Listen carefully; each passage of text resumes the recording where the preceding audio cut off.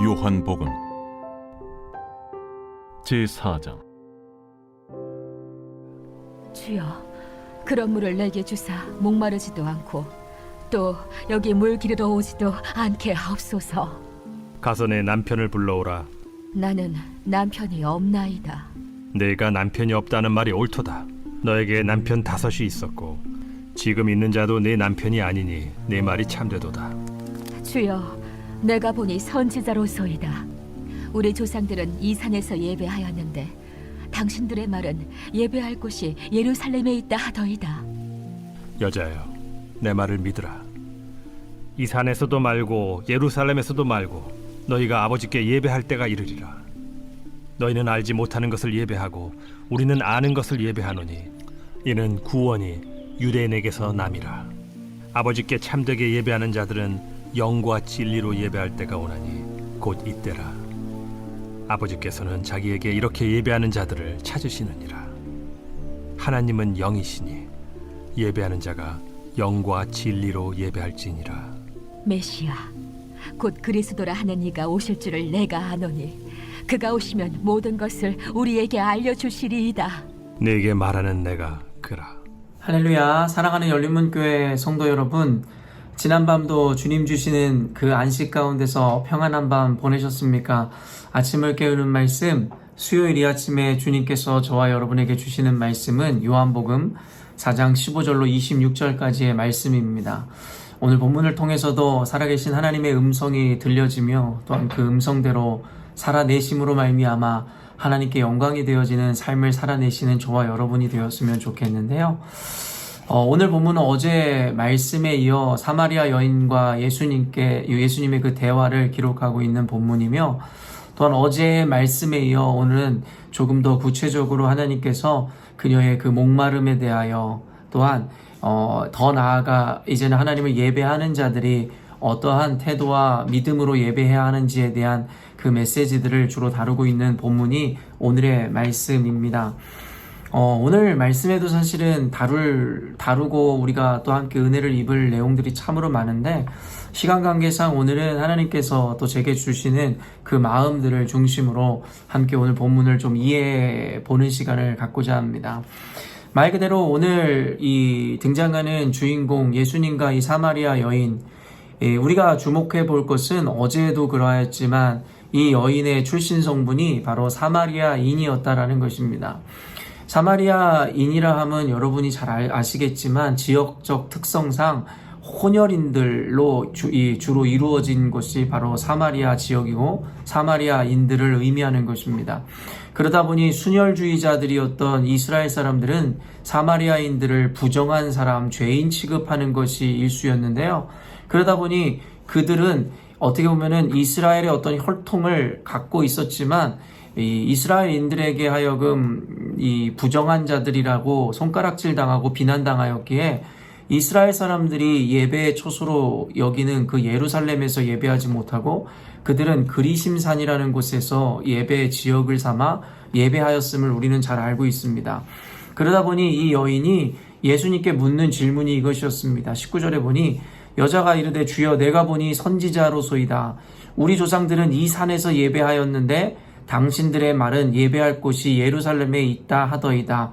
여기서 말하는 이 산이 그리심산을 의미하고 방금도 이야기한 바와 같이 사마리아인들은 이 그리심산에서 하나님을 예배하였고 유대인들은 예루살렘에서 예배하였습니다. 그러다 보니 이 여인은 자연스럽게 어떤 곳에서 예배하는 곳이 옳으냐라고 예수님에게 묻기 시작하였고, 예수님께서 말씀하신 것을 보면 21절에 예수께서 이르시되 여자여 내 말을 믿으라. 이 산에서도 말고 예루살렘에서도 말고 너희가 아버지께 예배할 때가 이르리라.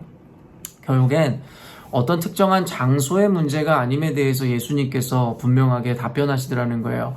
그러니까 너희들의 조상들이 예배하였던 그리심산도 아니고 또 유대인들이 이야기하는 예루살렘도 아니라 이제는 너희들이 진정으로 아버지께 예배할 때가 올 것인데 바로 신령과 진정으로 예배하는 그곳이 그 예배야말로 하나님께서 받으시는 합당한 예배다라고 이야기하시며 어떤 장소에 대한 문제가 아니라 너희들의 마음에 대한 문제다라고 이야기하시더라는 것이죠. 사실은 이 말씀이 요 근래에 우리들에게 들려질 때에 얼마 전에 있었던 하나의 많은 논쟁을 일으켰었던 어떤 목사님의 이 말씀이 사실은 떠오를 수밖에 없는데요. 이 네로라 하는 대형교회의 원로 목사님이신 어떤 한 목사님께서 이 코로나로 인해서 예배할 수 없고 대면 예배할 수 없는 상황 가운데 이 온라인 예배가 제2의 하나의 종교 개혁이다라고 이야기하는 듯한 뉘앙스로 말씀하시므로 많은 목회자들 사이에서 굉장한 논란이 일었었던 이야기입니다. 어떤 이들은 그 목사님의 이야기를 통해서 은혜를 받았다라고 하는 이들도 있었지만, 반대로는 이 영향력 있는 그 목회자가 이야기한 어떻게 보면 기존의 그 예배에 대한 관념과 이해를 파괴하는 것만 같은 이야기로 인해서 굉장히 분노하는 이들도 있었음을 우리가 알고 있습니다. 사실은 저 역시도 예배에서 공공연히 여러분들에게 이렇게 이야기한 목회자에 대해서 제가 그 원로 목사에 대해서 비판하며 여러분들에게 그것은 틀린 개념이다라고 수정하여 말씀을 전했던 기억이 있는데요.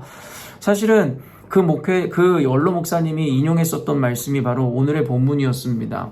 사마리아 여인에게 그리심산에서도 하지 말고 예루살렘에서도 하지 말고 너희들이 진정으로 아버지를 예배할 때가 오나니 24절 말씀처럼 하나님은 영이시니 예배하는 자가 영과 진리로 예배할지니라. 그러니까 공간적인 개념이 아니라 결국에는 너희들의 마음의 중심이 중요하다라고 이야기하며 그 목사님은 결국에는 온라인 예배가 이제는 이 시대의 새로운 예배의 형태가 될 수 있으며 그것이 어쩌면 종교 개혁일 수 있다라는 그 뉘앙스의 이야기는 굉장한 논란을 일으키게 되었고, 이 말씀을 인용하시는 것을 보면서 아 정말 그렇구나라고 여기는 어떤 일반 성도들이 굉장히 많았습니다. 그러나 이 말씀은 그렇게 이해해서는 결코 안 되는 것입니다. 사실은 장소적인 개념이라는 것을 어떠한 우리가 한정적으로 생각해 볼 때 결국 온라인 예배라는 것도 또 하나의 어떠한 공간과 장소적인 개념이 될 수도 있습니다. 그리심산도 아니고 예루살렘도 아니다.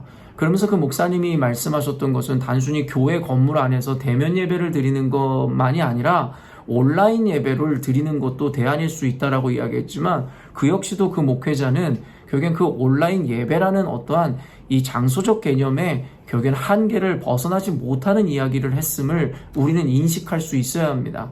단순히 어떠한 물리적인 어떠한 장소의 개념이 아니라 온라인 예배라는 것 자체가 또 다른 그리심산이 될 수 있고 또 다른 예루살렘이 될 수도 있다라는 거예요.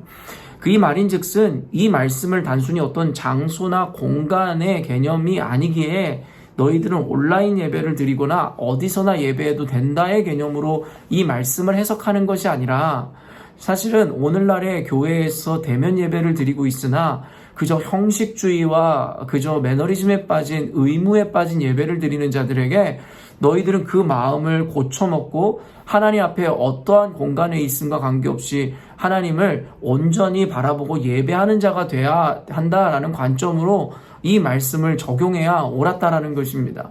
오늘날의 형식주의에 빠져서 예배하는 자들에게 그들의 마음이 이제는 하나님을 향하여 형식에서 벗어나 신령한 진정으로 예배하는 자들이 되어야 한다는 것을 강조하는 말씀이어야지, 단순히 이제는 장소나 공간의 개념이 깨졌으니까 너희들은 굳이 교회에 모여서 예배하지 않아도 된다라고 이야기하는 것은 말씀을 굉장히 곡해한 것이다라는 것이죠. 왜냐하면 성경의 말씀을 우리가 제대로 한번 보아본다면 하나님께서는 모이기를 힘쓰라 하셨고 모이는 공동체를 통해서 하나님께서 역사하시고 일하신다라는 것을 우리는 너무나도 잘 알고 있습니다. 두세 사람 모인 곳에 성령이 임한다라고 이 말씀하신 것을 굳이 인용하지 않아도 초대교회의 역사는 결국엔 교인들이 모여서 기도하고 예배할 때에, 또한 그들이 모여서 함께 헌금하고 이 연보를 드린 것으로 구제 사역과 많은 선교 사역 그리고 교회 세우는 사역들이 이루어졌다는 것을 볼 때, 만약에 공간적인 개념이 파괴됐다라고 이야기하면서 대면 예배를 더 이상 드리지 않아도 된다라고 이야기한다면 결국에는 성경에서 이야기하는 교회의 개념이며 그 교회들을 통해서 이루셨던 하나님의 역사들을 모두 부정하거나 그것에 대해서 결국에는 우리가 왜곡하는 어떤 결과를 날 수 있다라는 것입니다. 그렇기 때문에 그 원로 목사가 인용한 것은 성경 전체를 이해하지 못하고 또한 오늘 말씀에 대한 이 문맥에 대해서도 온전히 이해하지 못한 어떻게 보면 죄송하지만 영적 무지에서 나온 이야기를 할 수 있다는 거예요. 저 역시도 그 목사님의 설교를 통해 많은 은혜를 입었기 때문에 그 목사님이 하나님 앞에 무지하다거나 그 목사님은 틀린 목사라고 이야기하고자 하는 것이 아닙니다. 다만 이 부분에 있어서는 확실하게 시대를 잘못 읽으셨고 또한 이 말씀을 그 시대에 적용하는 것이 굉장히 잘못되었다라는 것, 그리고 그만큼 영향력이 있는 목회자이기 때문에 말 한마디 한마디 성경 해석 하나하나를 주의했어야 하는데 사실은 좀 경솔한 부분이 없지 않았나라는 이야기도 더불어서 전하고 싶은 마음이 있습니다. 사랑하는 성도 여러분, 이 시대를 살아가는 우리들은 영적 분별력이 있어야 합니다. 말씀을 볼 때에도 마찬가지입니다. 단순히 가지를 보는, 나무를 보는 것이 아니라 숲을 봐야 한다라는 이야기는 제가 공공연하게 여러분들에게 이야기했었습니다. 성경을 읽을 때에도 그 원로 목사님이 실수한 것처럼 시대를 이해할 때에 그저 말씀의 어떤 구절이라든가 하나의 내용만을 가지고 적용하는 것이 아니라 성경 전체의 컨텍스트를 볼 수 있어야 바른 말씀에 대한 적용과 이해가 나올 수 있는데, 원로 목사님이시고 굉장히 유명하시고 영향력이 있는 분이심에도 불구하고 말씀에 대한 잘못된 적용과 해석을 이 시대의 상황 가운데 적용함으로 많은 성도들에게 잘못된 어떤 이 적용을 낳게 하는 누를 범하게 되었다라는 것이죠. 이는 흡사 그 뒤에 이어지는 내용과도 연이어서 생각할 수 있겠는데요. 25절 보면 여자가 이르되 메시아 곧 그리스도라 하는 이가 오실 줄을 내가 아노니 그가 오시면 모든 것을 우리에게 알려주시리이다. 그랬을 때 예수님께서 뭐라고 말씀하시냐면, 예수께서 이르시되 내가 말하는 내가 그라 하시니라. 결국엔 예수님께서 함께 계셨음에도 불구하고 그 예수님에 대해 온전히 인지하지 못하였던 그 여인은 무지한 발언을 할 수밖에 없었죠. 사실은 말씀이 우리 가운데 있음에도 불구하고 그 말씀을 온전히 이해하지 못함으로 말미암아 그 말씀이 우리 가운데 있음에도 불구하고 이 여인과 같이 온전하게 인지하지 못한 것처럼 오늘날 많은 그리스도인들이, 심지어는 목회자들마저도 성경을 옆에 두고 읽고 있으면서도 불구하고 결국엔 그 성경에서 이야기하는 바를 온전히 인식하지 못하고 해석하지 못하는 누를 범하는 모습을 우리가 보게 되더라는 것이죠. 그러므로 사랑하는 성도 여러분, 오늘 이 말씀을 통해서 우리가 적용할 수 있는 두 가지, 첫 번째는 예배는 장소에 대한 개념이 분명히 아닌 것은 사실이지만 그렇다고 해서 그 장소를 부정해야 하는 것도 아니다라는 것도 인식해야 됩니다. 이 말씀을 적용할 때는 우리가 어떤 장소, 어느 곳에서 예배할지라도 우리의 마음과 중심을 살펴서 하나님을 향한 온전한 예배를 드려야 한다라고 적용해야지, 대면 예배라든가 모이는 예배를 이제는 부정해도 될 것이다 라고 적용하는 것은 성경을 굉장히 잘못되게 해석하는 것이고 적용하는 것이다 라고 생각하면 된다라는 것이죠.